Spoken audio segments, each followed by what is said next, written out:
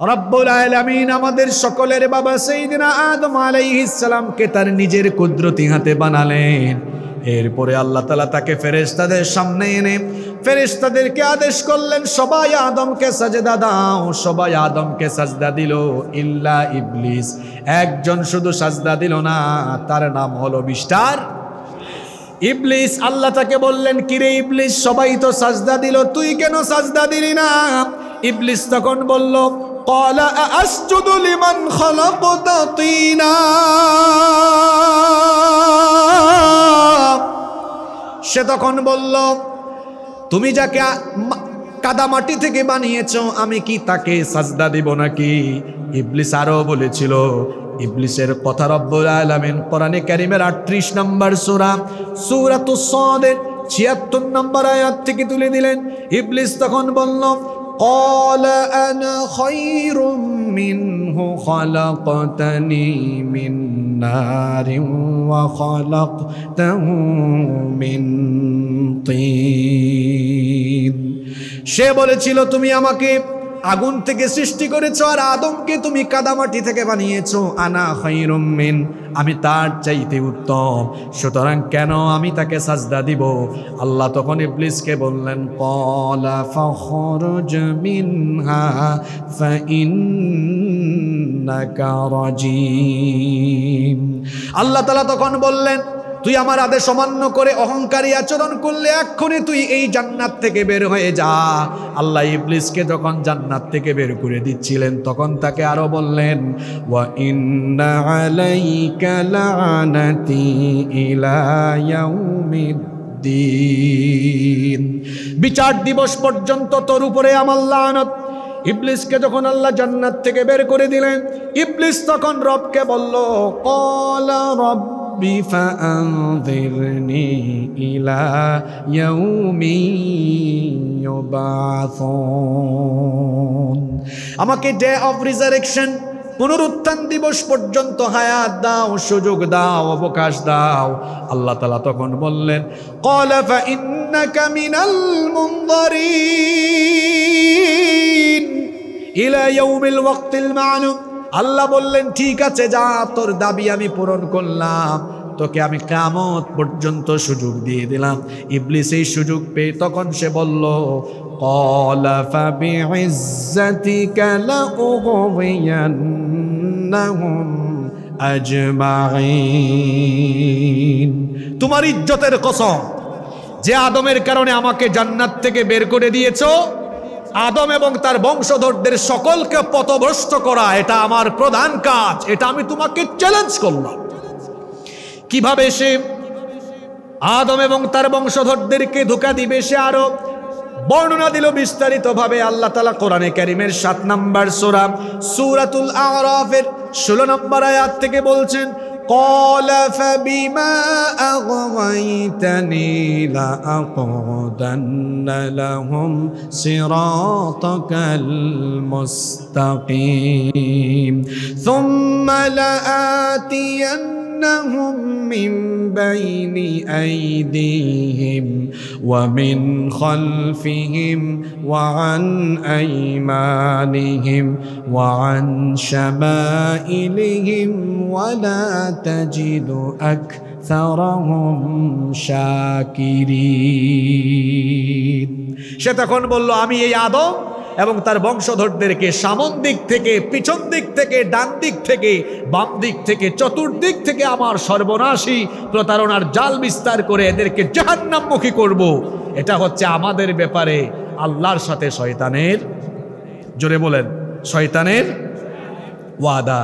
ও আদম, তুমি আর তোমার স্ত্রী জান্নাতের ভেতরে সানন্দে বসবাস করো, খবরদার ওই গাছটার কাছে যেও না। কিন্তু শয়তান তো আর বসে নেই, শয়তান তার কার্যক্রম চালালো। ফাওয়াসওয়াসা লাহুমাশ শাইতান, শয়তান তাদের উভয়কে ধোঁকা দিল।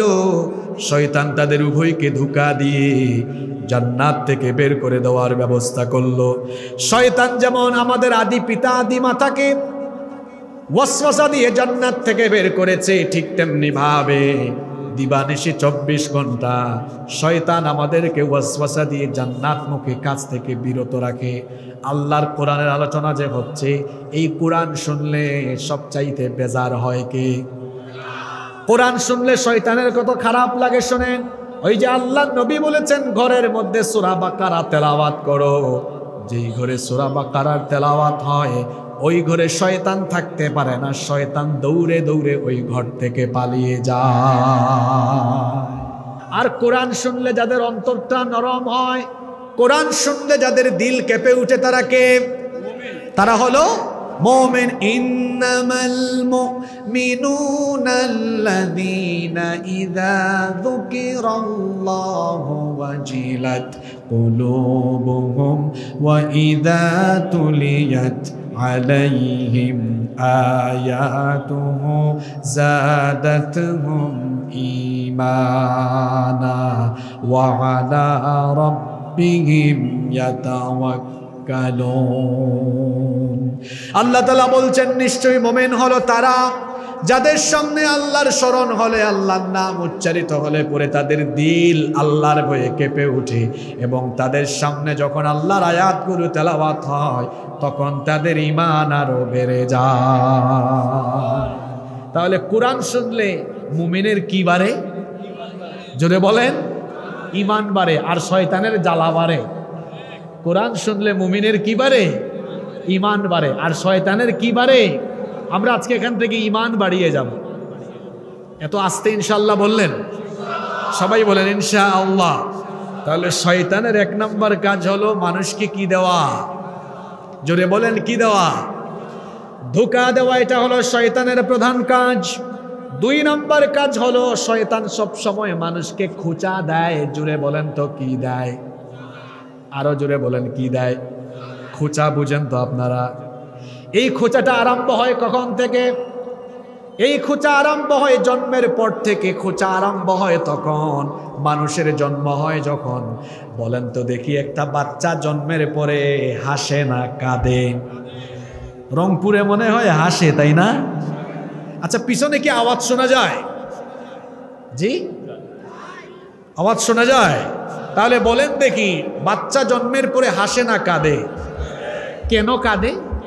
ওই যে বললাম আজকে তথ্য পাবেন অনেক, নেন তো, এই যে তথ্য নেন। কেন বাচ্চা জন্মের পরেই কাঁদে? কারণ মিস্টার ইবলিশ এবং তার সাঙ্গ পাঙ্গ এসে গুতাগুতি করে, এই জন্য বাচ্চা কাঁদে। এটা কোথায় আছে শোনেন? এই হাদিসটা বুখারী শরীফে আছে। হাদিসের বর্ণনাকারী সাহাবী হচ্ছেন সাইয়্যিদুল মুহাদ্দিসিন, সবচাইতে বেশি হাদিস বর্ণনাকারী সাহাবী আবু হুরায়রা রাদিয়াল্লাহু আনহু। তিনি বলেছেন, আল্লাহর নবী বলেছেন, আমি নবীজিকে বলতে শুনেছি, মা মিন বানি আদম মাউলুদুন ইল্লা ইয়ামাসসুহুশ শাইতানু হিনা ইউলাদ। এমন কোন বনি আদম নাই, এমন কোন আদমের সন্তান নাই যার জন্মের পরে শয়তান এসে তাকে খোঁচা মারে না। অর্থাৎ আদমের সন্তানের জন্ম হলেই শয়তান এসে কি মারে? আস্তে বলবেন না, জোরে বলেন, কি মারে? যখন খোঁচা মারে তখন কি হয়? আল্লাহর নবী বলেছেন, ফায়াস্তাহিল্লু সানিখাম মিন মাসসিশ শাইতানি গায়রা মারইয়াম ওয়া বানাহা। শুধুমাত্র 2 জন ছাড়া, মারিয়াম এবং মারিয়ামের সন্তান ঈসা ইবনে মারিয়াম, ঈসা রূহুল্লাহ, এই 2 জন ছাড়া বাকি সকলেই জন্মের সময় কেঁদেছিলেন, জন্মের সময় কান্না করেছিলেন। কারণ শয়তান যখন এসে খোঁচা মারে তখন শিশু কান্না করে। প্রশ্ন হতে পারে, হুজুর মারিয়াম কেন কাঁদলেন না, আর মারিয়ামের ছেলে ঈসা কেন কাঁদলেন না? তার জবাব আল্লাহ কোরআনে কারিমে দিয়েছেন। কোরআনে কারিমে আল্লাহ তাআলা এর জবাব দিয়েছেন সূরা আলে ইমরানের 36 নম্বর আয়াত। আল্লাহ তাআলা বলছেন, কারণ হলো ওয়া ইন্নী উঈযুহা বিকা ওয়া যুররিয়াতাহা মিনাশ শাইতানির রাজীম। আল্লাহ বলছেন, কারণ আমি নিজে মারিয়ামকে আর তার সন্তানকে শয়তান থেকে পানাহ দিয়েছি। আল্লাহু আকবার। ডোনাল্ড ট্রাম্প কিংবা বাইডেনও শয়তান থেকে পানাহ দিতে পারবে না। দুনিয়াতে এমন কোন যন্ত্র বা এমন কোন অস্ত্র আবিষ্কার হয়নি যেটা দিয়ে শয়তানকে মোকাবেলা করা যায়। শয়তানকে মোকাবেলার অস্ত্র হলো আল্লাহ শিখিয়েছেন, শয়তান থেকে যদি পানা চাও তাহলে আমার কাছে চাও।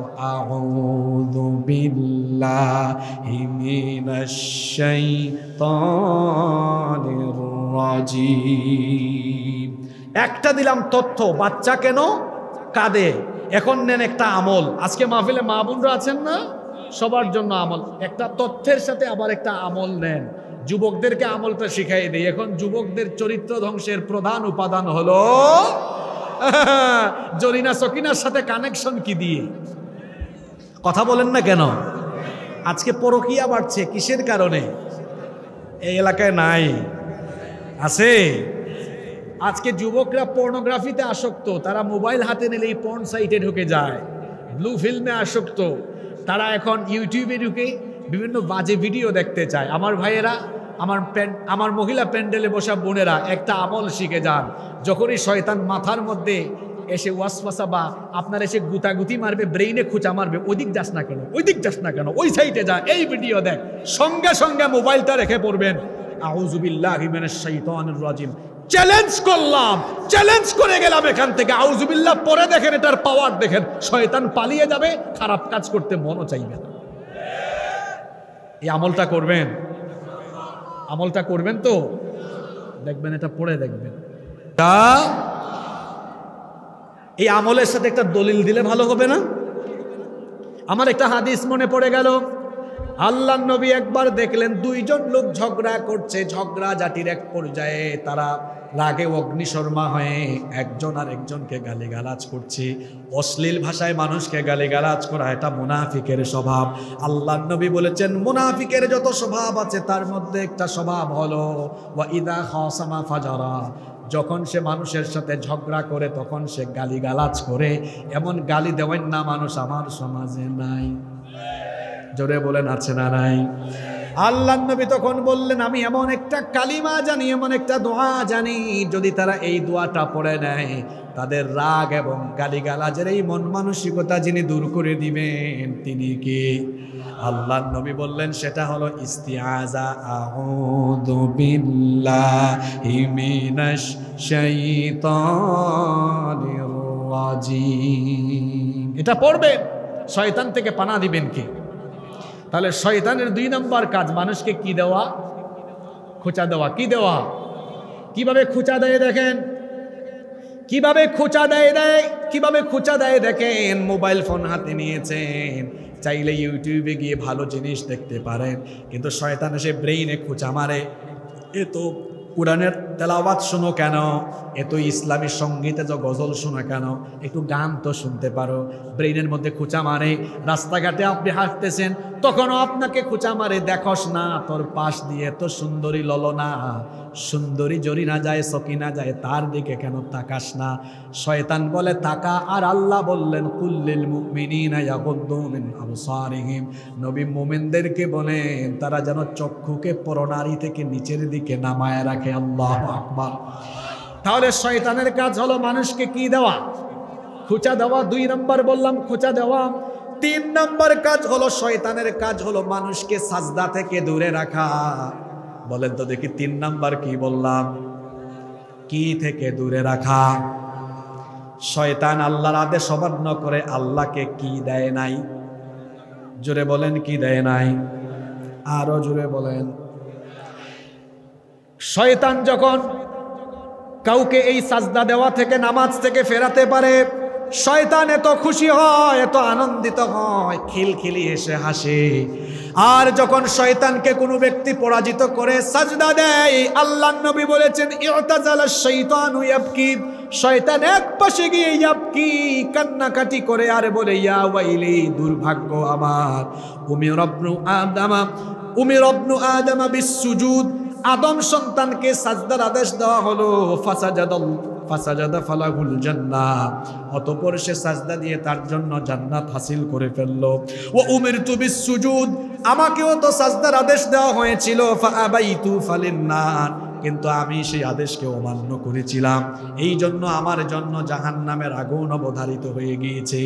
কোনো ব্যক্তি যখন আজান হলে সাজদা না দিয়ে ঘরে বসে থাকে কিংবা ঘুমিয়ে থাকে অথবা কাজ করে, শয়তান তখন হাসে, আনন্দ করে। আর কোনো ব্যক্তি যখন সাজদা দেয়, শয়তানের তখন আনন্দ লাগে না কষ্ট লাগে? আরো জোরে বলেন, আনন্দ লাগে না কষ্ট লাগে? এখন আপনারা নামাজের টাইমে শয়তানকে হাসাবেন না শয়তানকে কাঁদাবেন? এই যে আপনাকে বলছি, টেক ইউর ডিসিশন, সিদ্ধান্ত এখানে নেন। আজান হলে শয়তানকে আপনি হাসাবেন না কাঁদাবেন? এই শয়তান আমাদেরকে নামাজ থেকে দূরে রাখতে চায়, আমাদেরকে নামাজ থেকে দূরে রাখা এটা হলো শয়তানের অন্যতম কাজ।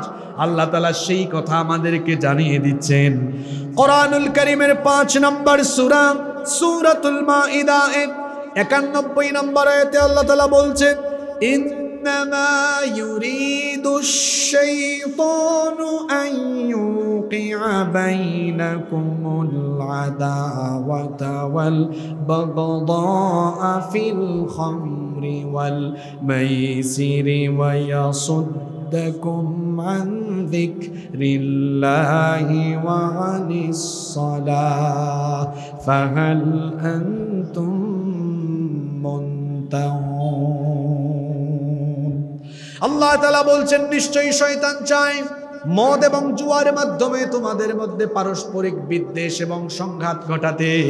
সে আরো চায় ওয়াসুদ্দাকুম আন যিকরিল্লাহি ওয়া আনিস সালাহ, আল্লাহর জিকির এবং সালাত থেকে, নামাজ থেকে আমাদেরকে দূরে রাখতে চায়। আমাদেরকে নামাজ থেকে ফেরানোর জন্য শয়তান একেবারে দিনের শুরুতেই প্রথম বেলায় ফজরের নামাজ থেকে তার অ্যাকশন আরম্ভ হয়। বলেন তো দেখি, আল্লাহ তাআলা দৈনিক নামাজ দিয়েছেন কয় ওয়াক্ত? জোরে বলেন, কয় ওয়াক্ত? দিনের শুরুতের প্রথম নামাজ, সেই নামাজ কোন ওয়াক্তের নামাজ? এই ফজরের নামাজ যেন শয়তান ছাড়াতে পারে, ফজরের নামাজের কমপক্ষে 7 ঘন্টা 8 ঘন্টা আগে শয়তান প্রস্তুতি আরম্ভ করে। কথা বুঝে থাকলে বলেন তো দেখি, আমাদেরকে ফজর কাজা করানোর জন্য শয়তান কয়েক মিনিট আগে না কয়েক ঘন্টা আগে প্রস্তুতি নেয়? জোরে বলেন, কয়েক ঘন্টা আগে কিভাবে প্রস্তুতি নেয়? এবার শুনেন, বুখারী শরীফের হাদিস, এই হাদিসটি মুসলিম শরীফে এসেছে। এই হাদিসটিও বর্ণনা করেছেন আবু হুরায়রা রাদিয়াল্লাহু আনহু। তিনি বলেছেন, আল্লাহর নবী বলেছেন, ইয়াকিদুশ শাইতানু আলা কাফিয়াতি রাসি আহাদিকুম ইযা হুয়া নামা সালাসু ওয়াকাদ। আল্লাহর নবী বলেছেন, রাতের বেলা যখন কোনো মানুষ ঘুমায়, শয়তান তখন তার মাথার পিছন দিকে, ঘাড়ের দিকে 3টা গিরা লাগায়। জোরে বলেন, কয়টা গিরা? আপনারা রংপুরে গিরা বলেন না গিট্টো বলেন? হ্যাঁ, গিটু লাগায়। গিটু না, মাখরাজ ঠিক আছে। 3টা গিটু লাগায়। কয়টা গিটু? প্রত্যেকটা গিটুর মধ্যে শয়তান এসে মন্ত্র পড়ে ফু দেয় আর বলে, আলাইকাল লাইলু তাওয়িল, তোর জন্য রাত অনেক লম্বা, ফারকুত, তুই আরাম করে ঘুমা। কিন্তু ফজরের আজান শোনার পরে ফা ইনস্তাইকাদা ফাযাকারাল্লাহ, আল্লাহর যে বান্দা আজান শুনেই আল্লাহর নাম স্মরণ করে ঘুম থেকে উঠে যায়, আল্লাহর নবী বলেছেন শয়তানের লাগানো 1 নাম্বার গিটু ছুটে যায়। কয়টা ছুটলো? বাকি আছে। কিভাবে এবার সেগুলো ছুটে যায় শুনেন।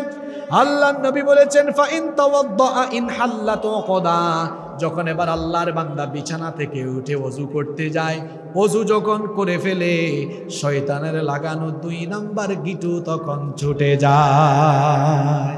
বাকি আছে কয়টা? এরপরে কি হয় শুনেন। আল্লাহর নবী বলেছেন, ফা ইন সাল্লা ইন হাল্লাত ওয়াকাদা, এরপরে বান্দা যখন নামাজে দাঁড়িয়ে যায়, শয়তান ব্যর্থ হয়, কানতে কানতে তখন চলে যায়, আর শয়তানের লাগানো 3 নাম্বার গিরো তখন ছুটে যায়। আল্লাহর নবী বলেছেন, ফা আসবাহা নাশীতান তাইয়িবান নাফস, এইভাবে করে যে ব্যক্তি ফজরে আল্লাহকে সাজদা দিয়ে দিন আরম্ভ করলো, সেই ব্যক্তি পবিত্র অন্তর নিয়ে আর খুশি মনে দিন আরম্ভ করলো। ওয়া ইল্লা আসবাহা খামিসান নাফসি কাসলান, যে ব্যক্তি ফজর কাজা করে দিয়ে শয়তানকে খুশি করলো, অপবিত্র অন্তর আর অলসভাবে সে দিন আরম্ভ করলো। এখন বলেন দেখি, আমাদের ফজর শুরু হবে আল্লাহর গোলামি দিয়ে না শয়তানের গোলামি দিয়ে? কিন্তু আপনারা তো বললেন, কিন্তু সকালবেলা দেখা যাবে মিস্টার ফজর আলীর ফজর আমার জাতীয় কবি বলছেন, ঘুমাইয়া কাজা করেছ ফজর, তখনও জাগনি যখন জোহর, হেলায় খেলায় কেটেছে আসর, মাগরিবের ওই শুনিয়া যান, এখনো জামাতে হওরে শামিল, এখনো এর সাথে আছে স্থান, বাজিছে দামামা বাদরে আমামা, শির উঁচু করে মুসলমান, দাওয়াত এসেছে নয়া জামানার, ভাঙা কেল্লায় উড়ে নিশান। কবির কথাগুলো কত চমৎকার। আমি জাতীয় কবিকে বড় মহব্বত করি। লোকটা কি পরিমাণ নামাজ পড়তেন আমি জানি না, কিন্তু রসুল প্রেম ছিল। নামাজ ঠিকঠাক মতো পড়তো কিনা আমি জানি না, কিন্তু মারা যাওয়ার পরে কবরটা মসজিদের কাছে যেন হয় আকুতি জানিয়ে গিয়েছে। আহা কি সুন্দর লেখনী, মসজিদেরই পাশে আমায় কবর দিও ভাই, যেন গোরে থেকে মুয়াজ্জিনের আযান শুনতে পাই, মসজিদেরই পাশে আমায় কবর দিও ভাই, আমার গোরে পাশে দিয়ে ভাই নামাজিরা যাবে, পবিত্র সেই পায়ের ধ্বনি এ বান্দা শুনতে পাবে, ঘোর আযাব থেকে গুনাহগার পাইবে রেহাই, মসজিদেরই পাশে আমায় কবর দিও ভাই। আল্লাহু আকবার। তিনি আমার রসুলকে নিয়ে এত চমৎকার চমৎকার নাত লিখেছেন, পৃথিবীর কোন কবি এত চমৎকার লেখা লিখতে পারেন। আল্লাহু আকবার। আল্লাহ জাতীয় কবিকে এই উসিলা তুমি মাফ করে দাও। এত সুন্দর লেখনী আমার নবীকে নিয়েও লিখেছেন, সবকিছু নিয়ে লিখেছেন। এই যে রমজানের ঈদ নিয়েও লিখেছেন, যদিও এখন শয়তানরা এটাতে মিউজিক ঢুকায় দিয়েছে, অথচ লিখেছেন আমার জাতীয় কবি। কত সুন্দর লিখেছে না? হ্যাঁ, রমজানের ওই রোজার শেষে এলো খুশির ঈদ, হ্যাঁ আছে না? এটাও আমার জাতীয় কবির লেখা, কিন্তু শয়তানরা এখানেও মিউজিক ঢুকিয়ে দিয়েছে। মিউজিক, বাদ্যযন্ত্র, এগুলো শয়তানি কাজ, ঠিক কি না? এটাও কার কাজ? শয়তানি কাজ। আমরা মিউজিক ছেড়ে দিব, পারবো তো ইনশাল্লাহ? তাহলে শয়তানের 3 নম্বর কাজের কথা বললাম। শয়তান মানুষকে নামাজ থেকে দূরে। আপনারা কি নামাজ থেকে দূরে থাকবেন? আজকে থেকে নামাজ আদায়ের ওয়াদা কি আমরা আল্লাহর সাথে করতে পারি? কারা কারা রাজি আছেন হাত তুলেন তো। মাশাআল্লাহ মাশাআল্লাহ, হাত নামান, আল্লাহ সবাইকে কবুল করেন। আপনাদের কষ্ট হচ্ছে? সামনের পয়েন্ট আরো বড় চমৎকার। শয়তানের 4 নম্বর কাজ শুনেন। শয়তান যে এত খারাপের খারাপ, মনে করেন আপনারা ধোঁকা দিল, কিন্তু আপনাকে নামাজ থেকে দূরে রাখতে পারল না। এরপরেও সে হাল ছাড়ে না আপনাকে নামাজের জামাত থেকে ফিরায় রাখা। এটাও শয়তানের কাজ। এটা কার কাজ? আপনারা বলেন তো দেখি, একা একা নামাজ আদায়ের চাইতে জামাতে নামাজ আদায়ে কত গুণ সওয়াব বেশি? কত গুণ বেশি? 27 গুণ বেশি সওয়াব। কাউকে যদি ধোঁকা দিয়ে শয়তান নামাজে আটকাইতে না পারে, তাও হাল ছাড়ে না, তো দেখি একটু জামাত ছাড়া করতে পারি কিনা। অনেকেই ইসলামী আন্দোলন করে, কিন্তু জামাতে নামাজ, এটা মাসের শেষে বৈঠকে বোঝা যায়। জামাতে নামাজ ছাড়ে শয়তান ধোঁকা দেয়। আমার একটা গল্প মনে পড়লো, এটা কোনো হাদিস না, কিন্তু শিক্ষা আছে। গল্পটা কি বলবো? আমি আলোচনার শুরুতে আজকে বলেছিলাম, শয়তান নবী ছাড়া আর যে কারো সুরত ধারণ করতে পারে না। একবার ফজরের নামাজের সময়, ঘটনাটা কি শুনতেছেন আপনারা? বৃষ্টি হালকা হালকা গুড়ি গুড়ি বৃষ্টি হচ্ছে। এক লোক ফজরের আজানে ঘুমে থেকে উঠে যাচ্ছে। ইবলিস বলল, বাবা ঘুমা, আলাইকাল লাইলু তাওয়িল ফারকুদ, রাত লম্বা আছে, ঘুমা, একটু পরে উঠবি, ঘুমা। আল্লাহর বান্দা উঠে গেলেন ঘুম থেকে, জড়তা অলসতা কেটে গেল, শয়তান বেজার হয়ে গেল। শয়তান এখানে 1 নম্বর কাজে ব্যর্থ। অজু করতে যাচ্ছেন, শয়তান ব্যর্থ। অজু থেকে এসেছে, নামাজে দাঁড়াবে, শয়তান তখন মনের মধ্যে ওয়াসওয়াসা ঢুকালো, বৃষ্টি হচ্ছে, প্রতিদিনই জামাতে যাও, আজকে বাদ দাও, ঘরের ভিতর পড়ে ঘুমিয়ে যাও।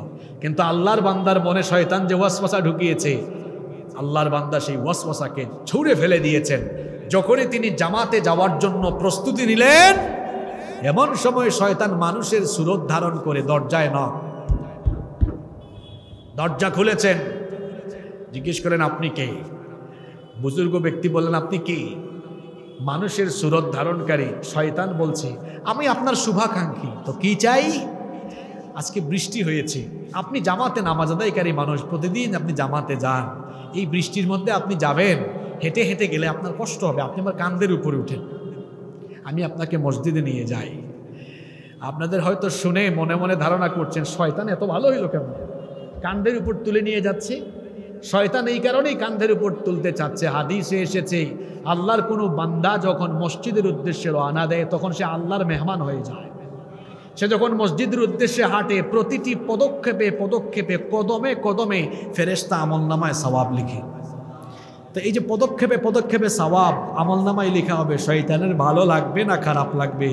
শয়তান ওয়াসওয়াসা দিয়ে দেখেছে এই লোকটারে জামাত থেকে ফেরানো যাবে না, কয় ভাই জামাতই পর, কিন্তু যাওয়ার টাইমে যে হেঁটে হেঁটে সওয়াব কামাবি এইটা কমুট, কান্দের উপর উঠ, অন্তত এই সওয়াবটা কমুক। ইন্না লিল্লাহি ওয়া ইন্না ইলাইহি রাজিউন। এটা কোনো হাদিস না, আমি আগেও বলেছি। আমাদের উস্তাদরা বিভিন্ন সময় এই ঘটনাগুলো আমাদেরকে বলতেন, অনুপ্রাণিত করতেন, যাতে করে জামাতের ব্যাপারে আমরা সতর্ক হয়ে যাই। কারণ আল্লাহ নবী বলেছেন যারা আজান হওয়ার পরে ঘরে মসজিদে ঘরে নামাজ আদায় করে ইচ্ছা করে আমার ওই ঘরে যদি নারী আর শিশু না থাকতো মনটা চায় আগুন লাগাইয়া পুড়ায় দেয়। আল্লাহু আকবার। একজন অন্ধ সাহাবী বলেছেন আমি চোখে দেখি না, সব সময় মানুষ পাই না, আমাকে কি নামাজে জামাত থেকে রুখসত দেওয়া যায়? আল্লাহর নবী বললেন তুমি কি আজান শোনো? হ্যাঁ, আজান শুনলে আজানের জবাব দিবা আর জামাতে এসে নামাজ আদায় করবে। একজন অন্ধকেও জামাত থেকে ছুটি দেওয়া হয় না। আল্লাহু আকবার। তাহলে শয়তানের কাজ আমাদেরকে জামাতে নামাজ আদায় থেকে দূরে রাখা। আজকে আমাদের মসজিদগুলো হাহাকার করে, মাহফিলে মানুষ দিন দিন বাড়ছে আর মসজিদে দিন দিন মানুষ শুধু স্লোগান বাড়ছে, আমল কমছে। বেজার হলেন নাকি আমার কথা? স্লোগান বাড়ছে, আমল কমছে। নিজের আমল আখলাককে ডেভেলপ করতে হবে, আমল আখলাককে ডেভেলপ করতে হবে। স্লোগান দিয়ে জান্নাতে যাওয়া যাবে না। আল্লাহর নবীকে জিজ্ঞেস করা হয়েছে মা আকসারু মা ইউদখিলুন নাসাল জান্নাহ, কোন আমল মানুষকে জান্নাতে নিয়ে যাবে? আল্লাহর নবী বললেন তাকওয়াল্লাহ। এক নাম্বার আল্লাহর ভয়, দুই নাম্বার হুসনুল খুলুক, উত্তম চরিত্র। আর আল্লাহর ভয় মানুষকে জান্নাতবাসী করে দিবে। সুবহানাল্লাহ। যেন চরিত্র সুন্দর হয় নামাজ দিয়ে। চরিত্র সুন্দর হয় কি দিয়ে? জোরে বলেন, চরিত্র সুন্দর হয় কি দিয়ে? শয়তানের অ্যাকশন কিন্তু শেষ না।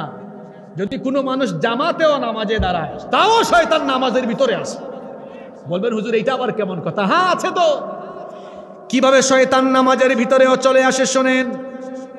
মুসলিম শরীফের 2203 নম্বর হাদিস, আল্লাহর নবী বলেছেন, এই হাদিসের বর্ণনাকারী সাহাবী উসমান ইবনে আবিল আস রাদিয়াল্লাহু আনহু, তিনি বলছেন একবার আমি আল্লাহর নবীর কাছে গেলাম, গিয়ে আমি আল্লাহর নবীকে বললাম ইয়া রাসূলুল্লাহ, আমরা বলি সাল্লাল্লাহু আলাইহি ওয়াসাল্লাম, ইন্নাশ শাইতানা ক্বাদ হালা বাইনি ওয়া বাইনা সালাতি ওয়া কিরাআতি ইয়ালবিসহা আলাইহি, শয়তান আমার আর আমার নামাজের মধ্যে এবং কেরাতের মধ্যে অন্তরায় সৃষ্টি করে। ওগো আল্লাহর নবী, নামাজে দাঁড়ালে মনোযোগ অন্যদিকে চলে যায়। দেখবেন মাঝে মাঝে নামাজে দাঁড়ালে মনোযোগ অন্যদিকে যায় কি যায় না? এই কাজটা কার? আরো জুড়ে বলেন কার? নামাজে আপনার মনোযোগ নামাজ থেকে বের করে অন্যদিকে নিয়ে যাওয়া, এইটা কার কাজ? এক বাজারের মসজিদ, এশার নামাজ হচ্ছে। কোন ওয়াক্তের নামাজ? এশার ওয়াক্তের নামাজ হচ্ছে। ইমাম সাহেব সালাম ফিরিয়ে বললেন, সম্মানিত মুসল্লিবৃন্দ, আজকে নামাজ 4 রাকাত পড়লাম না 3 রাকাত পড়লাম বুঝতেছি না, কেউ কি কিছু বলবেন? এক মুসল্লি দাঁড়িয়ে বলল, হুজুর আমি শতভাগ কনফার্ম, আজকে আপনার নামাজ 3 রাকাত হয়েছে। ইমাম সাহেব বললেন, আপনি শতভাগ কনফার্ম কিভাবে হলেন যে নামাজ 3 রাকাত হয়েছে? মুসল্লি বললেন, আমি এই বাজারের ব্যবসায়ী, বাজারে আমার 4টা দোকান আছে। এশার নামাজে আমি আসলে প্রত্যেক রাকাতে একটা একটা করে দোকানের হিসাব কমপ্লিট করি। আপনার কাজ আপনি করেন, আমার কাজ আমি করি। হুজুর আমি তো প্রত্যেক দিন 4টা দোকানের হিসাব করতে পারি, আমার কোনো অসুবিধা হয় না। আজকে 3টা হিসাব শেষ করলাম, আরো একটা করতে পারলাম না, সালাম ফিরাই ফেললেন। আমার একটা দোকানের হিসাব বাকি, তার মানে আপনার নামাজও 1 রাকাত বাকি। ইন্না লিল্লাহি ওয়া ইন্না ইলাইহি। আপনারা হাসতেছেন, এরকম হয় নামাজে দাঁড়িয়েছে, ব্যবসার হিসাব মাথায় এসেছে। মা বোনরা মনে করে আহারে আজকে তরকারিতে কি পেঁয়াজ কম দিলাম নাকি, মশলা কি কম পড়লো নাকি, বিভিন্ন চিন্তা মাথায় ঢুকিয়ে দেয় কে? আল্লাহর নবী বলেছেন, নামাজের মধ্যে যখন বান্দার মনোযোগ নামাজ থেকে অন্যদিকে চলে যায়, আল্লাহর রহমতের দৃষ্টি ওই বান্দা থেকে তখন চলে যায়। আর কোনো ব্যক্তি যখন নামাজের মধ্যে মনোযোগ রাখে, আল্লাহ ততক্ষণ ওই বান্দার দিকে তার রহমতের দৃষ্টি রাখে। ওই ঘটনায় ছিলাম, মনে আছে, এক সাহাবী এসে বলছেন আমার নামাজে মনোযোগ থাকে। একটা আমল, এই যে আরেকটা আমল শিখেন, মা বোনরাও শোনেন, যদি নামাজে অন্যদিকে মনোযোগ চলে যায়, সাহাবী বললেন নামাজে মনোযোগ অন্যদিকে চলে যায়, আল্লাহর নবী বললেন যাকা শয়তান, এটা শয়তানের কাজ। ইউকালু লাহু খিনজাব, এটাকে খিনজাব বলা হয়। ফাইদা আহসাসতাহু ফাতাআওয়াদ বিল্লাহি মিনহু ওয়াতফিল আলা ইয়াসারিকা সালাসা। আল্লাহর নবী বললেন নামাজে যদি তোমার মনোযোগ অন্যদিকে চলে যায়, সঙ্গে সঙ্গে তুমি বাম দিকে 3 বার থুতু নিক্ষেপ করবা। যদি বলেন কোন দিকে, কি নিক্ষেপ করবে, কয়বার? এই আমল শিখে আবার আগামীকাল থেকে মসজিদ থুতু দিয়া ভরাই ফেলিয়েন না, বাম দিকে হালকা করে 3 বার। বর্ণনাকারী সাহাবী উসমান বিন আবিল আস রাদিয়াল্লাহু আনহু বলছেন আল্লাহর নবীর শিখিয়ে দেওয়া আমল আমি যেদিন থেকে করতে লাগলাম, এরপরে আর কোনোদিন শয়তান নামাজে আমার মনোযোগ নষ্ট করতে পারে না। আর নামাজে মনোযোগ নষ্ট হবে না, আরো একটা চমৎকার আমল শিখে যান। ইদা কুমতা ফি সালাতিকা ফাসাল্লি সালাতাম মুওয়াদ্দা, যখনই নামাজে দাঁড়াবেন মনে করবেন, when you stand for the salat keep in your mind it's your final salat। যখনই নামাজে দাঁড়াবেন মাইন্ড সেট আপ করবেন এটা আপনার জীবনের শেষ নামাজ। বলছিলাম শয়তানের কাজ হলো মানুষের মধ্যে ফিতনা লাগানো। সে বাহিনী তৈরি করেছে, তার দলবল সাজিয়েছে। আল্লাহর নবী বলেছেন ইন্না ইবলিসা ইয়াদাউ আরশাহু আলাল মা, আল্লাহর নবী বলেছেন ইবলিস পানির উপরে তার সিংহাসন স্থাপন করেছে। সুম্মা ইয়াবাসু সারায়াহু, এরপরে সে তার বাহিনী প্রেরণ করে। ফাআদনাহুম মিনহু মানজিলাতান আদামুহুম ফিতনা, এরপরে ফিতনার উদ্দেশ্যে যখন তার বাহিনী প্রেরণ করে, তার বাহিনীর দ্বয় যখন তার সামনে তার মজলিসে হাজির হয়, জিজ্ঞেস করে কে কি করেছো, তখন তারা বলে ফাআলতু কাযা ওয়া কাযা, আমি এটা করেছি, আমি ওইটা করেছি। কেউ বলে আমি মানুষকে নামাজ থেকে দূরে সরিয়েছি, আরেকজন বলে আমি ওই ব্যক্তিকে মদ খাওয়াতে নিয়ে গিয়েছি, আরেকজন বলে আমি ওই ব্যক্তিকে জুয়ায় আসক্ত করতে নিয়ে গিয়েছি। শয়তান এগুলো শোনার পরে বলে মা সানাতা শাইআ, তুমি কিচ্ছু করো নাই, কোনো ক্রেডিট দেয় না। কি শুনতেছেন আপনারা? এদিকে তাকান, এদিকে তাকান, কিচ্ছা শোনাচ্ছি নাকি আপনাদেরকে? এখানে বেশ কিছু হাদিস পড়েছি যা জীবনেও হয়তো শুনেন নাই। মা সানাআত শাইআ, অন্যদিকে মনোযোগী হয়ে। এই আলোচনার ভেতরে কমপক্ষে 190+ কুরআন আর হাদিস আছে। কালকে ইউটিউব থেকে শুনে গুনে গুনে দেখবেন কত রেফারেন্সের ভেতরে আছে। মা সানাআত শাইআ, তুমি কিচ্ছু করো নাই। ইবলিস কাকে বলতেছে? তার দলবল। হ্যাঁ, অমুক ভাইকে নামাজ থেকে দূরে রেখেছে, অমুককে মদ খাওয়াইছে, অমুককে জুয়া খেলাইছে। ইবলিস ক্রেডিট দেয় না, তুই কিছুই করস নাই। এর মধ্যে একজন গিয়ে বলে সুম্মা ইয়াজিউ আহাদুহুম ফায়াকুলু মা তারাকতুহু হাত্তা ফাররাকতু বাইনাহু ওয়া বাইনা ইমরাআতিহি, একজন এসে বলে মাননীয় ইবলিস, আমি অমুক ব্যক্তিকে তার স্ত্রীর সাথে দাম্পত্য কলহ লাগাইয়া দিয়েছি।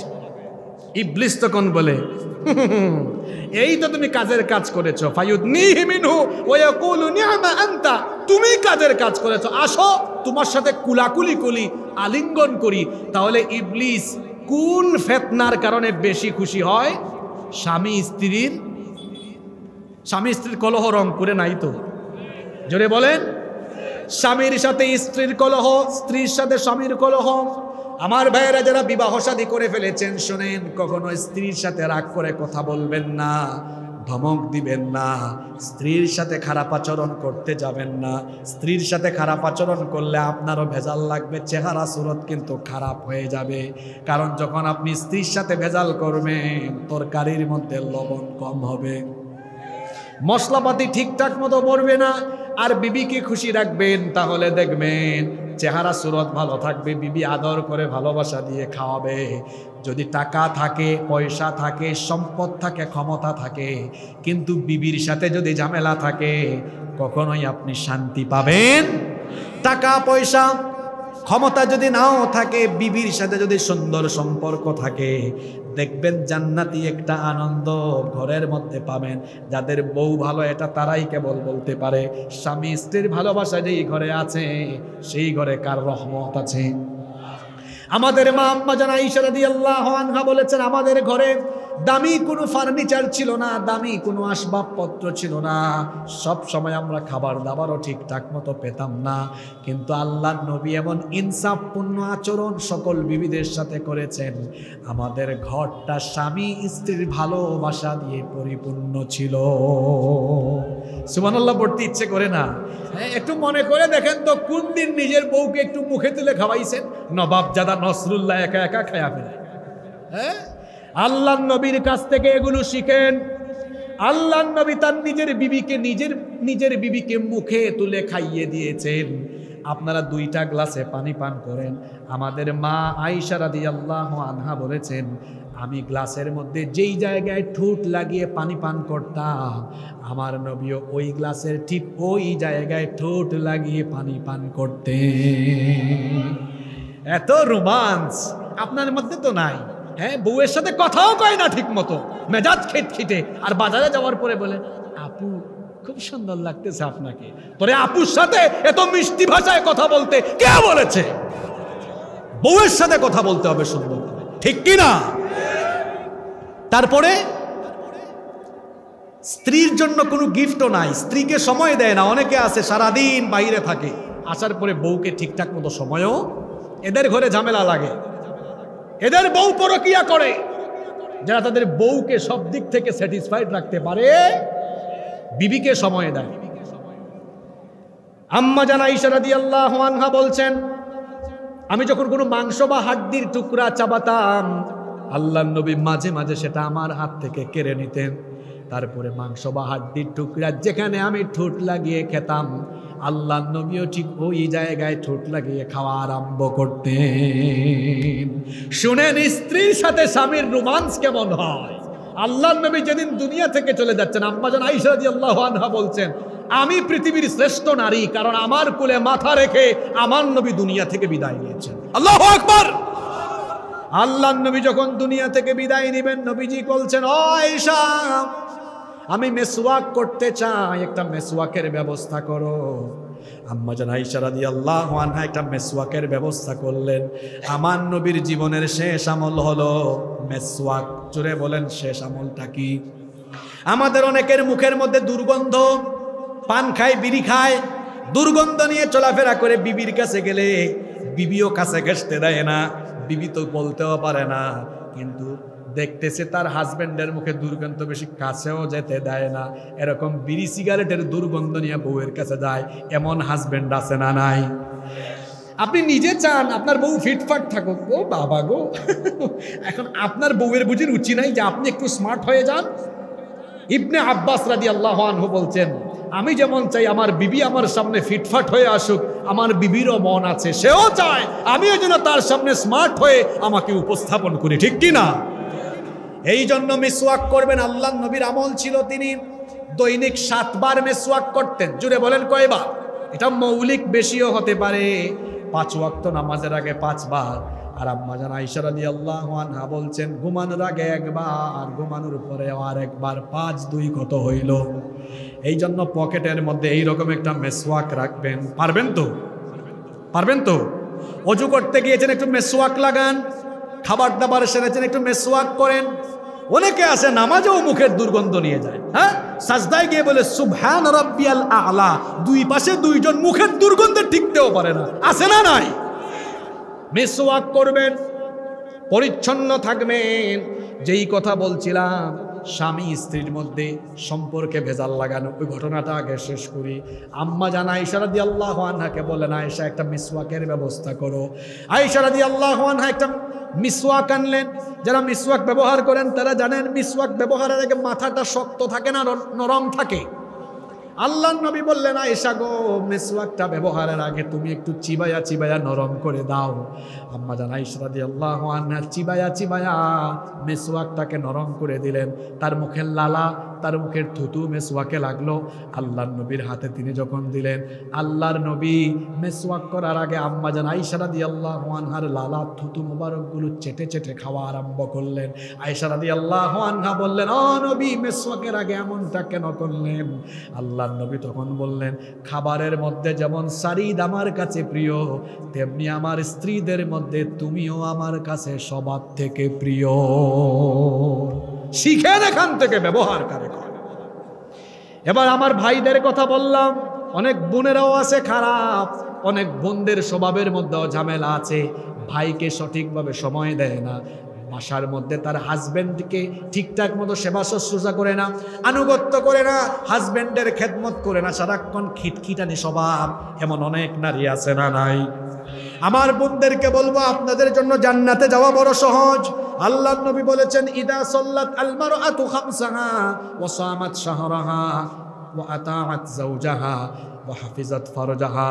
চারটা কথা নবীজি বললেন, যেই নারী 5 ওয়াক্ত নামাজ আদায় করবে, রমজান মাসে রোজা রাখবে, সতীত্বের হেফাজত করবে, আর স্বামীর আনুগত্য করবে, ওই নারীকে আল্লাহ কিয়ামতের দিন জান্নাতের যে কোনো দরজা দিয়ে জান্নাতে ঢুকায়া দিবে। এজন্য আমার বোনদেরকে বলবো, হাজবেন্ডের সাথে স্বামীর সাথে ভালো আচরণ করুন, তার খেদমত করুন, স্বামীকে সন্তুষ্ট করুন। স্বামীর জন্য আপনি স্বামীর পছন্দের সব কাজগুলো করুন। শয়তানের 5 নাম্বার কাজ বললাম, মানুষের মধ্যে ফিতনা লাগানো, বিশেষ করে হাজবেন্ড এবং ওয়াইফের মধ্যে ফিতনা লাগানো। 6 নাম্বার, শয়তান অসুন্দরকে সুন্দর। এই পয়েন্টটা ভালো করে শুনেন, নারী পুরুষ সবার জন্য। শয়তান অসুন্দরকে সুন্দর করে উপস্থাপন করে, আর সুন্দরকে অসুন্দর করে উপস্থাপন করে। এটা শয়তানের ওয়াদা। আল্লাহ তাআলা কোরআনে কারীমের 15 নম্বর সূরা সূরাতুল হিজরের 39 নম্বর আয়াতে বলেছেন, ক্বালা রাব্বি বিমা আগাওয়াইতানি লাউযায়্যিনান্না লাহুম ফিল আরদি ওয়া লাউগওয়িয়ান্নাহুম আজমাইন। আল্লাহ তাআলা বলছেন, শয়তান বলেছিল অবশ্যই আমি এই আদমের বংশধরকে গুনাহের কাজ তাদের সামনে সুশোভিত করা, মন্দ কাজকে ভালো করে সুশোভিত করা, আর এই দ্বারা তাদেরকে ধোঁকা দিয়ে পথভ্রষ্ট করা, এটা হবে আবার প্রধানতম কাজ। আজকে শয়তান তার সেই দায়িত্ব কিভাবে আঞ্জাম দিচ্ছে দেখেন। আমার চোখে আমার স্ত্রীকে সবচাইতে সুন্দর লাগার কথা, কিন্তু শয়তান আমার চোখের মধ্যে শয়তানি আবরণ তৈরি করে দিয়েছে। অনেক পুরুষ এমন আছে, বউকে ভালো লাগে না, যখন সে টেপা মধুপুর বাজারে যায়, বাজারে যাওয়ার পরে যখন পাশের বাড়ির ললনা আর জরিনা সকিনাকে দেখে, তখন তার চোখে ইবলিস ওই জরিনা সকিনাকে সুন্দর লাগায়। কি বলেন, আছে না এরকম? বাড়িতে এসে বউয়ের সাথে কথা বলে না, বউয়ের সাথে কথা বলে খিটখিট খিটখিট খিটখিট স্বভাবে, হাই এটা করো ওইটা করো। আর বাজারে কাপড়ের ব্যবসা করে, হ্যাঁ, 2জন বোন এসেছেন কাপড় কিনে, আপু ভালো আছেন, বসেন, মাশাআল্লাহ খুব মানাচ্ছে, এখানে সুন্দর করে কথা বলে, আর বউয়ের সাথে খিটখিট খিটখিট করে কথা বলে। আছে না নাই? আবার শুধু ভাইদের দোষ দিলে হবে না, অনেক বোনেরাও আছে হাজবেন্ডের দিকে ভালো করে তাকায় না। পাশের বাড়ির জলিল ভাই তার দিকে ঠিকঠাক মতোই তাকায়, পাশের বাড়ির জলিল ভাইয়ের সাথে নরম স্বরে কথা বলে। আল্লাহ নিষেধ করেছেন, নারীরা তোমরা 14 জন মাহরাম ছাড়া বাকিদের সাথে নরম কণ্ঠে কথা বলো। কথার নাম লতা, এটা বললেই খালি বাড়তে থাকবে, এটা থেকে আকর্ষণ সৃষ্টি হয়ে যেতে। তো বলছিলাম, সুন্দরকেও সুন্দর বানায়। এজন্য আল্লাহ তাআলা কোরআনে কারীমে বলছেন, লানাতুল্লাহ ওয়া ক্বালা লাআত্তাখিযান্না মিন ইবাদিকা নাসীবাম মাফরুদা। আল্লাহ তাআলা বলছেন, শয়তানের উপর আল্লাহর লানত।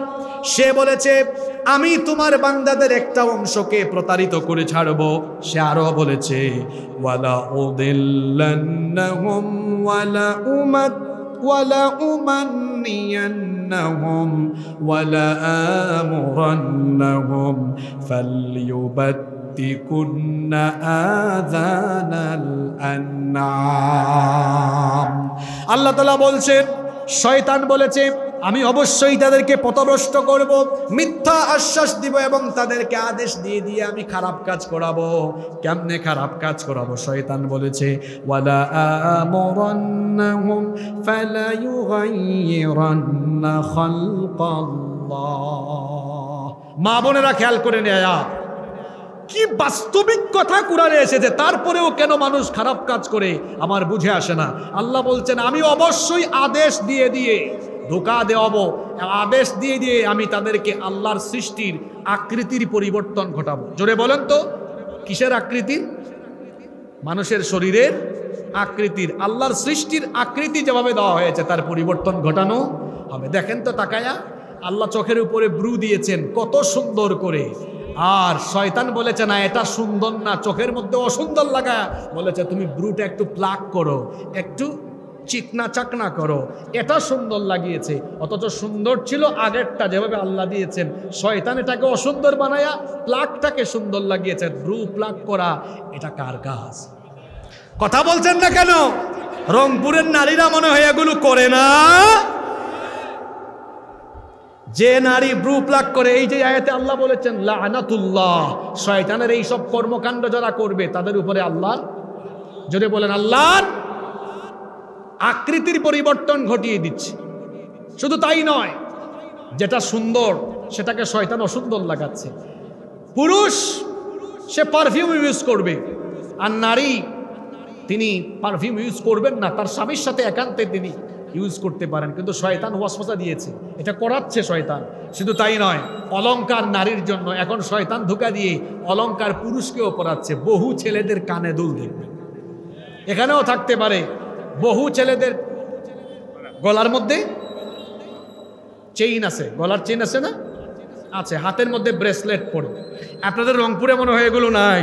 তোমার তো মেয়ে সাজতে মন চায় কেন? তাইলে এক কাজ করো, বেনারসি শাড়ি এনে কালকে থেকে শাড়ি পুইরা হাঁটো। শুধু তাই নয়, এখন চুলের কাটিং দেখবেন মেসি কাটিং, নেইমার কাটিং। এমন এমন চুল রাখেন, বিরাট লম্বা চুল। অনেক ছেলেদের চুল এমন লম্বা মেয়েদের মতো, পেছন থেকে দেখলে মনে হয় এটা কোনো বোন, সামনে গেলে দেখা যায় এটা তো বোন না, এটা তো বাবুল ভাই। শুধু তাই না, চুলের কাটিং দেখবেন ডান দিকে নাই, বাম দিকে নাই, পেছনেও নাই, মাঝখানে রেখে দিয়েছে। দেখলে মনে হয় পাখি বাসা বাঁধার জন্য সে জায়গা করে দিয়েছে, পাখির বাসা। শুধু এখানে দেশি মুরগের দেখবেন, এই যে এখানে এটাকে অনেক অঞ্চলে জুট বলে, অনেক অঞ্চলে চুট বলে। আপনাদের এলাকায় কি বলে? কি বলে বাবা?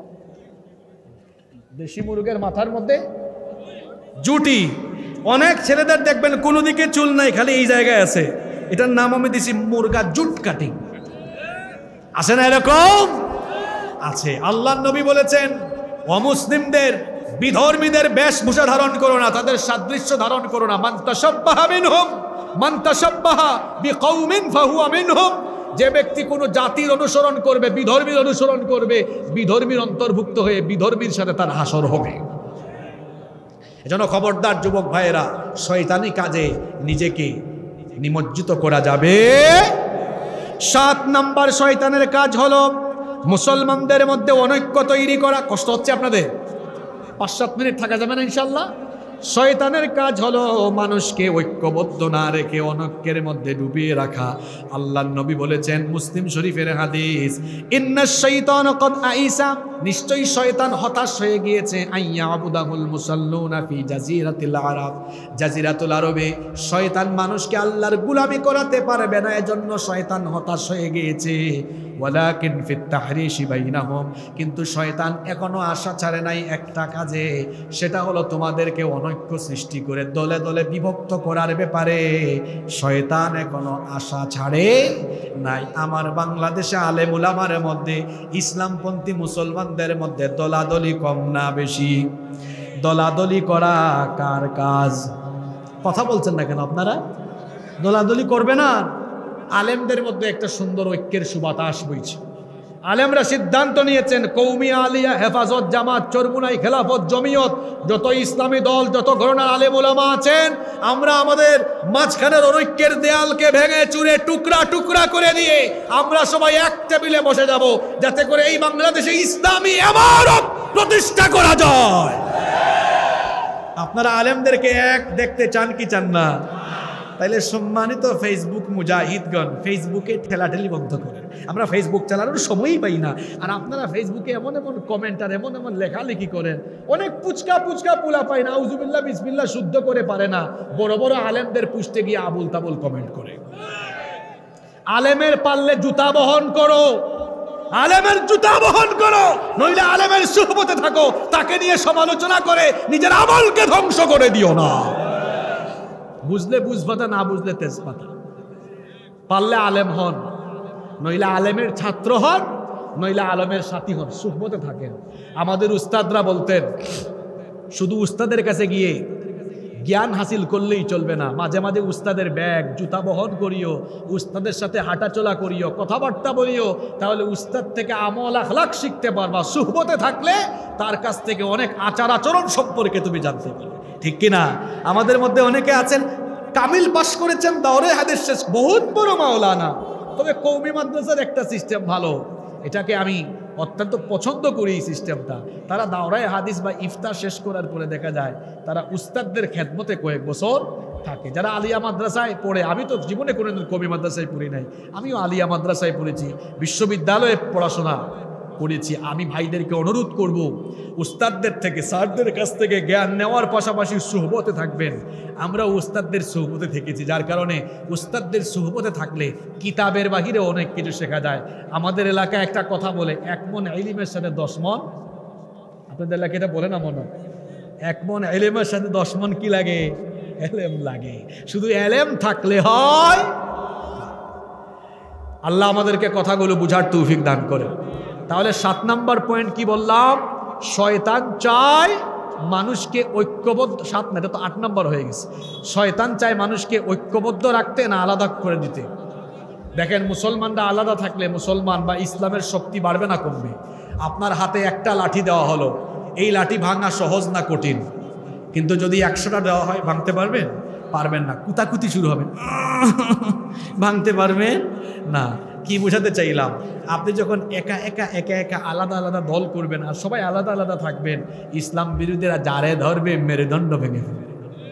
গত 17 বছর স্বৈরাচারের আমলে আলেমরা এক থাকতে পারে নাই, এই জন্য আগে বড়জনকে ধরেছে, ধরতে ধরতে আস্তে আস্তে সবাইকে ধরেছে, সবাইকে কম বেশ নির্যাতন করেছে, গুথা খাইয়া এখন এসে আলেমরা এক হয়েছেন। যদি 17 বছর আগ থেকে আলেমরা এভাবে ঐক্যবদ্ধ থাকতেন, একজন আলেমের হাতে হাত করা লাগানোর সাহস কারো হতো না। আল্লামা সাঈদী তিনি ইন্তেকাল যখন করলেন, ইন্তেকালের পরে সকল ঘরানার আলেম ওলামারা বিবৃতি দিয়েছেন, দোয়া করেছেন সবাই, কৌমি বলেন, আলিয়া বলেন, সকল ইসলামী দলের সকল আলেম ওলামারা। আপনারা বলেন তো, এই কাজটা যদি সাঈদী সাহেব গ্রেফতার হওয়ার পরে এক বাক্যে যদি সবাই বলতেন তিনি একজন আলেম, যদি ছেড়ে দেওয়া না হয় বাংলাদেশের আলেম সমাজ ঐক্যবদ্ধ হয়ে যাবে, তাকে রাখা যেত? কথা বলেন, রাখা যেত?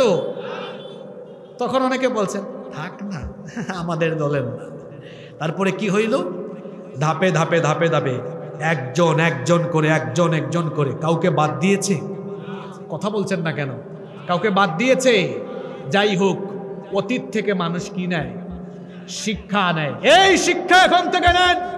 আলেমদের মধ্যে দূরত্ব যেটা আছে, এই দূরত্বকে কমিয়ে এনে আসুন আমরা ঐক্যবদ্ধ হই, উদারতা লালন করি, সংকীর্ণতা ঝেড়ে ফেলি। কারণ এই বাংলাদেশের মুসলমান আলেমদেরকে এক টেবিলে কাছাকাছি দেখতে চায়।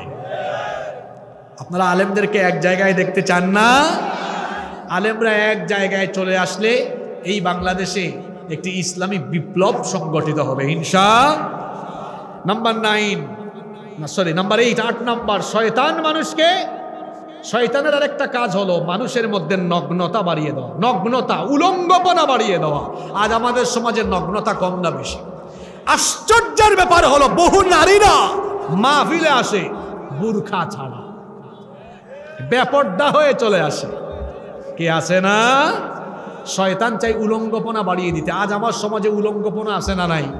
এমন এমন ড্রেস বের হয়েছে, আরে বাপ রে বাপ, পাখি ড্রেস, এটা বহু আগের পাখি ড্রেস। এখন তো নতুন নতুন ড্রেস আরো লেটেস্ট যেগুলা বের হয়েছে, দেবদাস, তারপরে সারারা, গারারা, আর তারপর কি কি জানি কয়, আরো এই সারারা গারারা কত কত ধরনের কত কিছু বের হয়েছে।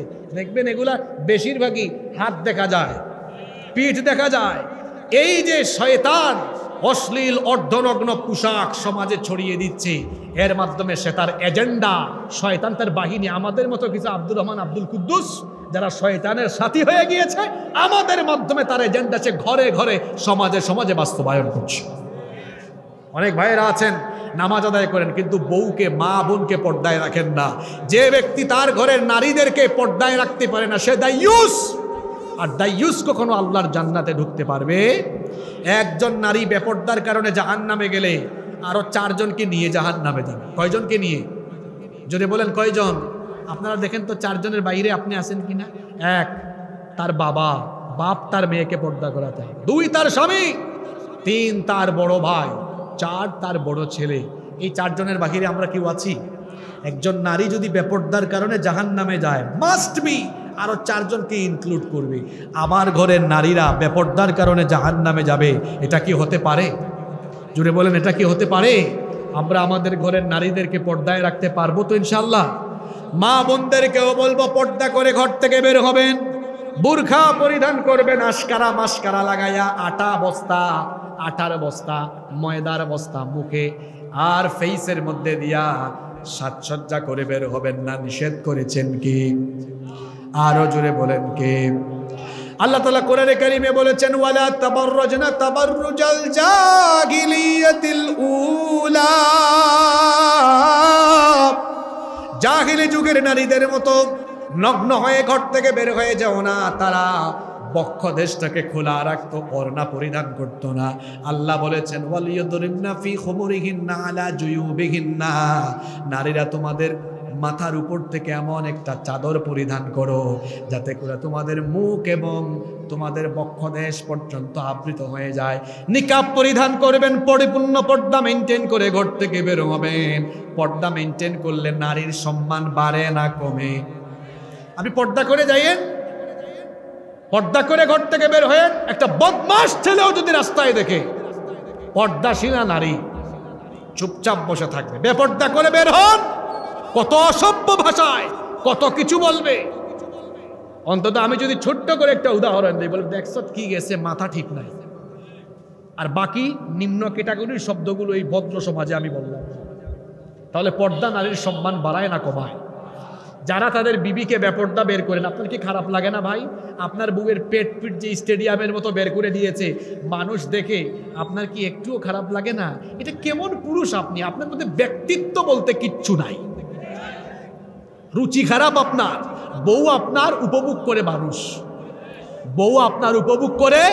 আরে আপনার বউয়ের ঠোঁটে যখন লাল লাল নীল নীল গোলাপি গোলাপি লিপস্টিক দেয় আর মুখের মধ্যে যখন আটা আর ময়দার বস্তার মেকআপ মারে, পর পুরুষ তখন এটা দেখার পরে মনে মনে কত ধরনের আজে বাজে জিনিস চিন্তা করে। আপনি এটা দেখার পরেও খারাপ লাগে না। আপনি পুরুষ নামের কলঙ্ক, পুরুষ নামের কলঙ্ক। এটা পুরুষ না, এর ভিতরে কোনো পুরুষত্ব। চিন্তা করেছেন আপনার বউ, এটা আপনার, এটা আপনার, তার সৌন্দর্য আপনি উপভোগ করেন, তাকে আপনি ভালোবাসেন, কিন্তু আপনার বউয়ের সৌন্দর্য যে আরেকজন উপভোগ করছে, খারাপ লাগে না আপনার? যদি খারাপ না লাগে, আপনি পুরুষ কিনা আমার সন্দেহ আছে। তারপরে বলছিলাম শয়তানের 9 নাম্বার কাজ হলো সমাজে বিশৃঙ্খলা ঘটানো। আর এর জন্য আমি আজকে আয়াত এখানে সময় কমানোর জন্য পড়ছি না, এজন্য সে 2টা উপাদান গ্রহণ করেছে। আল্লাহ বলেছেন, ইন্নামা ইউরিদুশ শাইতানু আন ইউকিআ বাইনাকুমুল আদাওয়াতা ওয়াল বাগদাআ ফিল খামরি ওয়াল মাইসির। মদ এবং জুয়াকে সে উপাদান হিসাবে গ্রহণ করে নিয়েছে। আপনারা দেখবেন মাদকাসক্ত লোকেরা পরিবার আর সমাজে বিশৃঙ্খলা ঘটায়। মাদকাসক্ত লোকেরা পরিবারে কিভাবে বিশৃঙ্খলা ঘটায়? মাদকের টাকা যখন তার কাছে না থাকে, বাপের পকেট থেকে পয়সা চুরি করে মাদকাসক্ত পরিবারের ছেলেটা তখন চোর হয়ে যায়। মাদকের জন্য যখন টাকা থাকে না, রাস্তাঘাটে তখন দিনে দুপুরে ছিনতাই করে। বিবাহিত হলে পরে মাদকের টাকার জন্য বউয়ের উপর টর্চার করে আর বলে তোর বাপের বাড়ি থেকে পয়সা নিয়ে আয়। এরকম বউ পিটানো ডাকাত আমার সমাজে আছে না নাই? একইভাবে জুয়ায় আসক্ত লোকেরাও সমাজকে নষ্ট করে। জুয়া তো এখন রন্ধ্রে রন্ধ্রে ছড়িয়ে গিয়েছে। সামনে বাংলাদেশে শুরু হচ্ছে বিপিএল খেলা, আইপিএল হয় ইন্ডিয়ায়, জুয়ার বাজি হয় কাউনিয়ায়, বিশ্বকাপ হয় আর্জেন্টিনা ব্রাজিলে, জুয়ার বাজি হয় কাউনিয়ায়, বিপিএল হবে ঢাকা চিটাগংয়ে খুলনায়, কিন্তু জুয়ার বাজি হবে মধুপুরে। ছোট্ট ছোট্ট ছেলেরা খেলা নিয়ে এখন জুয়ায় বাজি ধরে আসে না নাই? তাহলে এই যে মদ এবং জুয়া, আল্লাহ কোরআনে বলেছেন এটা কার কাজ? 10 নম্বর শয়তানের কাজ হলো অশ্লীলতা সমাজে ছড়িয়ে দেওয়া। 11 নম্বর শয়তানের কাজ হলো মানুষকে দিয়ে অপচয় করানো। ইন্নাল মুবাদ্দিরিনা কানু ইখওয়ানাশ শায়াতিন, নিশ্চয়ই অপচয়কারী কার ভাই। জন্য অপচয় করবেন না, অপব্যয় করবেন না। রহমানের বান্দাদের পরিচয় হলো ওয়াকানা বাইনা যালিকা কাওয়ামা, তারা মধ্যম পন্থার জীবন অবলম্বন করবে, কিপটামিও করবে না, অপচয়ও করবে না। যতটুকু দরকার ততটুকু নিজের খরচ করে বাকিটুকু যার পথে দান করে দিবে তিনি কি? 12 এবং সর্বশেষ যে পয়েন্ট আজকে বলবো, শয়তানের কাজ হলো মানুষকে ইকামতে দিনের কাজ থেকে দূরে রাখা। আল্লাহর জমিনে আল্লাহর দিন প্রতিষ্ঠা হোক, এটা আমরা চাই কি চাই না? পৃথিবীর সকল নবীরা এই দুনিয়ায় এসে কার আইন বাস্তবায়ন করেছেন? এটাও কইতে পারলেন না। এতক্ষণ আমি চুপচাপ ছিলাম, এখন কথা না বললে খবর আছে। পৃথিবীর সমস্ত নবীরা এসে দুনিয়ায় কার দাওয়াত দিয়েছে? কার আইন প্রতিষ্ঠা করেছেন? তারা চুরির বিচার করেছেন নিজের আইন দিয়ে না আল্লাহর আইন দিয়ে? তারা ডাকাতির বিচার করেছেন কার আইন দিয়ে? তারা সমাজ পরিচালনা করেছেন কার আইন দিয়ে? তারা রাষ্ট্র পরিচালনা করেছেন কার আইন দিয়ে? কিন্তু বাংলাদেশে স্বাধীনতার পর থেকে এখন পর্যন্ত এই দেশে আল্লাহর হুকুম চলে? জোরে বলেন, আল্লাহর হুকুম চলে? এখানে আমরা ইসলামকে কোথায় রেখেছি? চিল্লাচিল্লি করেন না, বোঝার চেষ্টা করেন। আল্লাহ কোরআনে বলেছেন ইসলাম বা মুসলমানদের অবস্থান সমাজে হবে এমন, তারা তা'মুরুনা বিল মা'রুফ ওয়া তানহাউনা আনিল মুনকার, তারা সৎ কাজের অনুরোধ করবে না আদেশ দিবে? এই তো আপনারা চুপচাপ হয়ে গেলেন। আদেশ করবে না অনুরোধ করবে? এখন বলেন 90% মুসলমানের দেশে আপনারা এখন পর্যন্ত 54 বছর ধরে ইসলামের কাজে, ভালো কাজে, সৎ কাজে আপনারা কি আদেশ করেন না এখনো অনুরোধ জানান? কথা বলছেন না কেন? মাননীয় সরকার পাঠ্যপুস্তক থেকে এই বিষয়গুলো বাদ দেওয়ার অনুরোধ করছি। এটা আদেশ না অনুরোধ? জোরে বলেন। আপনারা ইসলামকে, কোরআনকে, হাদিসকে শুধু মসজিদে রেখেছেন, মাদ্রাসায় রেখেছেন। আল্লাহর কসম করে বলছি এটা রাসূলুল্লাহর ইসলাম নয়, এটা আপনাদের বানানো মডারেট ইসলাম। আল্লাহ রসুলের ইসলাম ছিল মসজিদে, ছিল মাদ্রাসায়, ঠিক তেমনি ভাবে আল্লাহ রসুলের ইসলাম ছিল সমাজে, রাষ্ট্রে, আইন অঙ্গনে, সর্বত্র ছিল। যদি পাঠ্যপুস্তক প্রণয়ন কমিটিতে ইসলামের লোকেরা থাকতো, অনুরোধ করা লাগতো? ওই জায়গা পার্লামেন্ট, সেক্রেটারিয়েট আর বঙ্গভবন যেই দিন কোরআনের দখলে, ইসলামের দখলে আসবে, অনুরোধ করে নয়, আদেশ করে, আইন পাশ করে বাংলাদেশ থেকে সকল শয়তানি কাজ বন্ধ করে দেওয়া হবে। নইলে অনুরোধ করবেন সারা জীবন, আপনার আদেশ করতে পারবেন? ইসলাম কি প্যাসেঞ্জারের সিটে থাকার জন্য আল্লাহর আইন এসেছে, না ড্রাইভিং সিটে থাকার জন্য এসেছে? তো আপনারা কি করলেন? মানুষের আইনকে ড্রাইভিং সিটে রেখে আল্লাহর আইনকে আপনারা প্যাসেঞ্জারের সিটে বসিয়ে রেখেছেন। চুরির বিচার আপনারা আপনাদের বানানো আইন দিয়ে করেন, এজন্য প্রতিদিন চুরি বাড়ছে। আমি আপনাদেরকে বললাম, আজ থেকে, এখন থেকে চুরির একটা বিচার কোরআন দিয়ে করেন। ইসলামে চোরের বিচার হলো প্রমাণিত হয়েছে, চোরের হাত কি করে দাও, প্রকাশ্যে করে দেখেন। এই রংপুরে যদি থানার সামনে একজন চোরের বিচার আল্লাহর কোরআনের আলোকে বাস্তবায়ন করা হয়, এক বিচার দেখে কাউনিয়ার সমস্ত চোরেরা তারের মতো সোজা হয়ে যাবে। আপনাদের বানানো আইন হলো এমন, চুরি করেছে তো ধরে 14 শিকে ঢুকিয়েছে, কয়েকদিন পর জামিন পেয়ে গিয়েছে। দেখেন নাই 17 বছরের মধ্যে কত শয়তানরা শয়তানি করেছে, এরাও এখন জামিন পাচ্ছে। কি আছে না? ইউনূস সাহেবের সরকার যে সংস্কারের নামে কি তামাশা করছেন, এটা জাতির সামনে অবশ্যই তাদেরকে পরিষ্কার করতে হবে।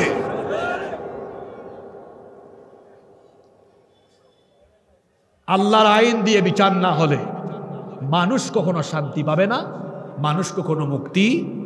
আপনারা সুখ শান্তির কথা বলে স্লোগান দিবেন, মুখে ফেনা তুলে ফেলবেন, ক্লান্ত হয়ে যাবেন। বিশ্বাস করেন সুখ শান্তি কোনোদিন পাবেন না। এই দেশে কোনো কিছুর অভাব নাই, এদেশে সম্পদ আছে, অনেক সম্পদ। আমার বাড়ি সিলেটে, সেখানে আছে পাথরের খনি, কয়লার খনি। আর এই উত্তরবঙ্গের মাটি, এই মাটি এত উর্বর, এখানে আল্লাহ এত উর্বরা শক্তি দিয়েছেন, যা ফেলা হচ্ছে সেই ফসল হয়ে যাচ্ছে। উত্তরবঙ্গ গোটাটাই সবুজ, ফসলের সমারোহ এখানে কি নেই এই বাংলাদেশে? সাগর, নদ নদী, খালবিল, হাওর বাওরে, মাছ আর মাছ, এত সবজি, এত ফসলের সমারোহ, গ্যাসের খনি, কয়লার খনি, পাথরের খনি, এত সম্পদ থাকা সত্ত্বেও আফসোসের ব্যাপার হলো আরো বড় সম্পদের খনি আমাদের দেশে আছে, সেটা হলো চোর আর ডাকাতের খনি। কত বড় চোর চিন্তা করেন। জাতির ঘাড়ে যত টাকা ঋণের বোঝা চাপানো হয়েছে, তার চাইতে বেশি পরিমাণ টাকা বিদেশে পাচার করা হচ্ছে। তাহলে এই দেশে কিসের অভাব? ভালো মানুষের অভাব। কিসের অভাব? ভালো মানুষের অভাব। স্বাধীনতার পর থেকে 2024 54 বছর ধরে বিভিন্ন সময় বিভিন্ন ব্যক্তি, বিভিন্ন দল মানুষের ভাগ্য উন্নয়নের কথা বলে জনগণকে কনভিন্স করে তারা সুযোগ পেয়েছে, কিন্তু দেখা গিয়েছে সুযোগ পাওয়ার পরে তারা জনগণের ভাগ্যের উন্নয়ন, পরিবর্তন, জনগণের ভাগ্যের উন্নয়ন করার পরিবর্তে তারা তাদের নিজেদের ভাগ্যের পরিবর্তন করেছে।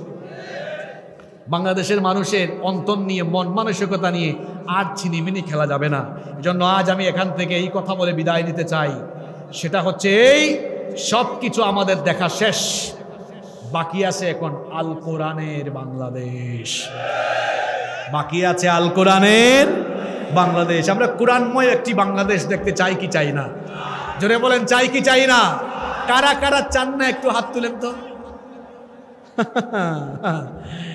কারা কারা আগামীর বাংলাদেশকে কোরআনের পার্লামেন্ট, কোরআনের বাংলাদেশ হিসাবে দেখতে চাই? দুহাত তুলে আল্লাহকে দেখা।